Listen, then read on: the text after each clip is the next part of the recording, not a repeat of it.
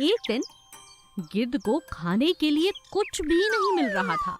वो यहाँ वहाँ जंगल के कई चक्कर काट चुका था, मगर खाने को उसे कोई जीव नहीं मिला। वो मन ही मन सोचने लगा, क्या मुसीबत है। 4 दिनों से चक्कर लगा रहा हूँ, ना तो कोई घायल जीव मिल रहा है और ना ही कोई हष्ट पुष्ट जीव। आखिर इन सब को हुआ क्या है? लगता है कुछ उपाय निकालना होगा। उड़ते उड़ते गिद्ध को एक मछली और एक मेंढक दिखाई देते हैं जो बहुत अच्छे दोस्त थे।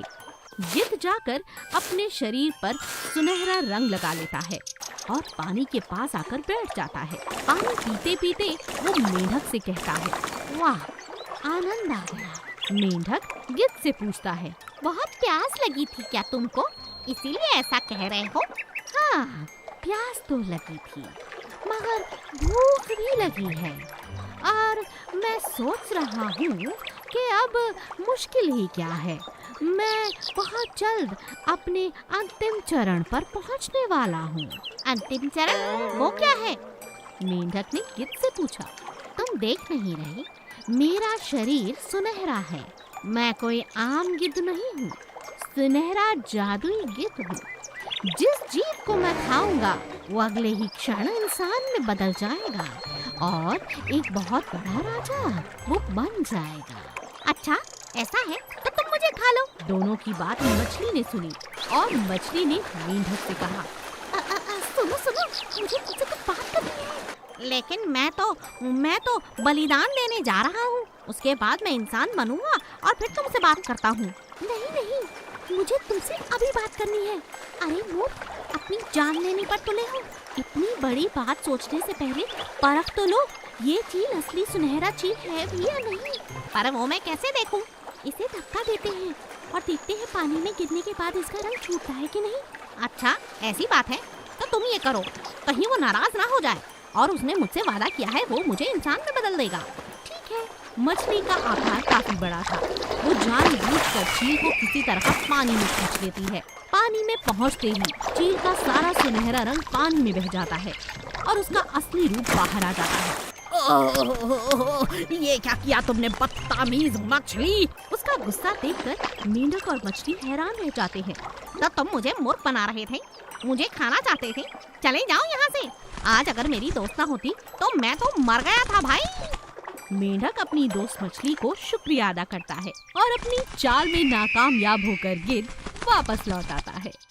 अकेली पत्नी गाय। सोना नाम का बैल अपनी पत्नी मोती के साथ एक गांव में रहा करता था। उनके 2 छोटे छोटे बछड़े भी थे, गंगा और जमुना। सभी बहुत प्यार से और सुकून के साथ उस गांव में रहा करते थे। एक दिन मोती सोना से कहती है, आजकल काम बहुत कम हो गया है, आप कोई नया व्यापार शुरू क्यों नहीं कर लेते हैं? सोना मोती से कहता है, मैं भी यही सोच रहा हूँ, क्यों ना इस गांव से दूसरे गांव तक ले जाने वाला सामान का ही काम ले लूं, ये व्यापार अच्छा रहेगा। सोना के ऐसे कहने पर मोती कहती है, मगर आप तो जानते हैं जंगल के रास्ते से तुम्हें जाना होगा और वहाँ पर लुटेरे आपको लूट लेंगे। अगर आपको लूटेंगे तो ग्राहक का सामान भी लूट जाएगा। फिर आप क्या वापस करेंगे? कौन सा सामान लेकर जाएंगे ग्राहक के पास? और पैसे नहीं मिलेंगे, ये बात भी याद रखना। मैं जानता हूँ मोती, मगर इस तरह डर कर बैठने से कुछ नहीं होगा। मुझे काम पर जाने दो, 4 पैसों की बहुत जरूरत है। अगर कुछ कमाऊंगा नहीं तो तुम्हें खिलाऊंगा क्या? सोना की बात मोती मान जाती है। सोना काम पर चला जाता है। अब हर रोज वो एक गांव से दूसरे गांव तक सामान ढोने का काम करता है। धीरे धीरे उसका व्यापार अच्छा बढ़ने लगता है। मगर जब इस बात की खबर पुराने गधों को चलती है तो वो लोग उसका पीछा करने लगते हैं और उसे घेर लेते हैं। आप लोग मुझे क्यों घेर कर खड़े हो गए? चाहते क्या हो? दुश्मन बैल सोना बैल से कहता है, हाँ, तू हमारा काम छीन रहा है, तुझे तो हम छोड़ने वाले नहीं। और इतना कहते ही दुश्मन बने हुए सारे बैल सोना की खूब पिटाई करने लगते हैं। सोना खून से लथपथ हो जाता है और अपना दम तोड़ देता है। वहाँ सोना की पत्नी मोती उसका बहुत देर से इंतजार कर रही थी, मगर सोना लौटकर ही नहीं आया। मोती बहुत परेशान हो जाती है और अपने दोनों बच्चों को घर अकेला छोड़कर सोना की तलाश में निकल पड़ती है। उसे रास्ते में सोना घायल और मरी हुई अवस्था में मिलता है। ये क्या हो गया आपके साथ? लगता है दुश्मन बैलों ने आप पर आक्रमण किया है। मैं तो पहले ही मना कर रही थी, ये काम मत करो। आपने अपनी जान दे दी, अपनी जान से हाथ धो बैठे आप। मोती बहुत रोती है। जैसे तैसे लकड़ियां जुटाकर मोती वहीं पर सोना का अंतिम संस्कार कर देती है और घर लौटकर अपने बच्चों के पास आकर कहती है, आज से मैं ही तुम्हारी माँ हूँ और मैं ही तुम्हारा पिता। जो भी हो, मैं अपने पति की मौत का बदला जरूर लूंगी, मगर बदले का मतलब ये नहीं कि मैं उन बैलों की जान ले लूंगी। मैं कुछ करके दिखाऊंगी, अपना घर दोबारा से ठीक करूंगी, अपने बच्चों को आगे बढ़ाऊंगी। रंगीन शेर बरसों से जंगल में रहते आ रहे थे। उनका पूरे जंगल पर बहुत अच्छा आरोप था। हर कोई उनकी बात मानता था। न केवल उस जंगल में बल्कि आसपास के सभी जंगलों में एक ही राजा था, वो था रंगीन शेर। लेकिन एक दिन सुबह सुबह एक सफेद रंग का शेर जंगल में नजर आता है। रंगीन शेर के पास बंदर जाकर ये खबर सुनाता है, महाराज महाराज, एक सफेद रंग का शेर जंगल में घूम रहा है और वो कहता है कि वही अब जंगल का राजा बनेगा। क्या कहा? सफेद शेर?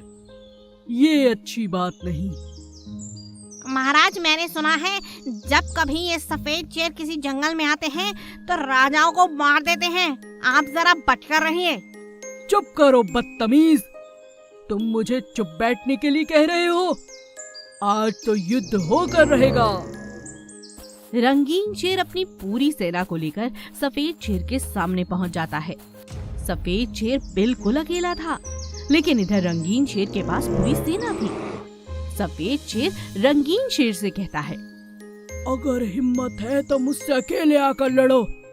ये सारे जानवर क्यों लेकर आए हो साथ में? क्या तुम में इतना भी बल नहीं? ये बात सुनते ही रंगीन शेर उस पर आक्रमण कर देता है। दोनों में जबरदस्त युद्ध होता है। लगातार दोनों एक दूसरे पर वार करते हैं। सफेद शेर की बहुत बड़ी दहाड़ सुनकर रंगीन शेर कहीं ना कहीं डर चुका होता है, लेकिन वो हार नहीं मानता। सफेद शेर काफी हद तक रंगीन शेर को घायल कर देता है और वो बेहोश हो जाता है। तब सफेद शेर सबके सामने कहता है, देखो तुम लोगों ने कैसे मैंने तुम्हारे राजा को मुंह के बल गिरा दिया। अब तुम्हारा राजा मैं हूँ। इस शेर को उठाओ और बाहर फेंक दो। घमंड में चूर सफेद शेर अभी ये बात कह रहा था कि अचानक रंगीन शेर उठकर उस पर वापस हमला करता है और इस बार वो उसे मार गिराता है। पूरे जंगल के सभी जानवर जोर जोर से चिल्लाने लगते हैं और अपने राजा के गुणगान गाने लगते हैं। वाह राजा जी वाह, आपने तो इसे गिरा दिया, असंभव को संभव कर दिखाया। सभी लोग बहुत खुश थे और राजा शेर भी। राजा शेर सफेद शेर को नदी में फिकवा देता है और अपनी जनता से कहता है, आज के बाद मुझे कोई ये ना कहे कि मैं आप लोगों की रक्षा नहीं कर सकता और कहीं छुप जाऊं जाकर। जो भी समस्या हो, मैं मरते दम तक उसका सामना करना चाहता हूँ। तभी तो आपका राजा कहलाने का हक रखता हूँ। इतनी बड़ी बात सुनकर जंगल में खुशी की लहर दौड़ गई। नकली सफेद भालू और रंगीन शेर का लुटेरों पर कहर। जंगल में अचानक कुछ लुटेरे आ जाते हैं जो कई सारे पेड़ काटने लगते हैं और अपने अपने घर ले जाना चाहते हैं। जंगल में मिलने वाली जड़ी बूटियों को भी ये लुटेरे लूट रहे थे।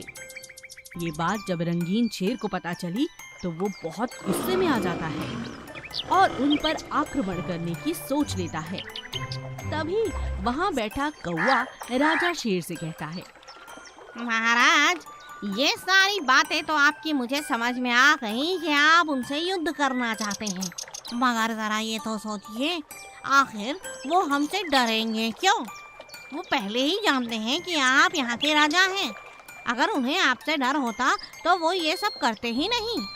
आपको अपने साथ कोई देवीय शक्ति या कोई चालाक चीज लेकर जानी चाहिए, जिसे देखकर ही वो भाग जाए और आपके सर पर किसी को मारने का दोष भी ना लगे। महाराज, आप भूल रहे हैं, पंडित ने आपको कहा था कुछ समय के लिए आपको कोई मृत्यु नहीं करनी है। राजा शेर को पंडित की कही हुई बात भूल चुकी थी। राजा को अब कौवे ने याद दिला दिया था, इसीलिए वो कहता है, ये तो तुमने बहुत अच्छा किया जो मुझे ये बात याद दिला दी, मगर ऐसा क्या करूं जिससे सांप भी मर जाए और लाठी भी न टूटे? राजा शेर बहुत सोचता है। तब वो अपने दोस्त की उपहार में दी हुई एक सफेद रंग की खाल को लेकर बाहर आता है। गुफा से बाहर आकर राजा शेर भालू से कहता है, देखो भालू, ये सफेद रंग की खाल पहन लो, तुम भी मेरी तरह रंगीन हो। जब हम आक्रमण करने के लिए उन लुटेरों के पास पहुंचेंगे तो इस तरह का सफेद भालू देखकर वो जरूर कांप उठेंगे, क्योंकि इस तरह के भालू हमारे देश में होते ही नहीं हैं। पहली बार इस तरह का भालू देखकर उनकी हालत जरूर खराब होगी और वो बिना युद्ध किए ही भाग जाएंगे। जो आज्ञा महाराज। भालू राजा की बात मानकर वो सफेद खाल पहन लेता है। रंगीन शेर और सफेद भालू पूरी तैयारी के साथ युद्ध के लिए निकलते हैं। बस राजा शेर यही दुआ कर रहा था कि उसे किसी को मारने का मौका न मिले और सब कुछ आराम से हो जाए। होता भी बिल्कुल वैसा ही है।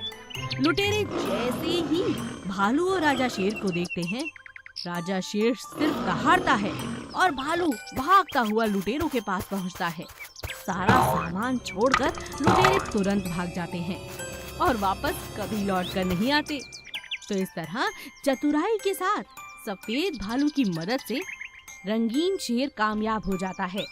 इसी के साथ राजा शेर बहुत ज्यादा शुक्रिया कौवे का भी करता है और कहता है, कौवे, तुमने मेरी बहुत मदद की है। यूं तो ये सारा प्लान मेरा था, मगर याद दिलाने की ये खूबी तो तुम में ही है, वरना मैं तो उन्हें कब का मार देता, क्योंकि गुस्से में जो था। इस तरह सारे जंगल में खुशियां छा जाती हैं और राजा शेर अपनी गुफा में आराम करने के लिए चला जाता है।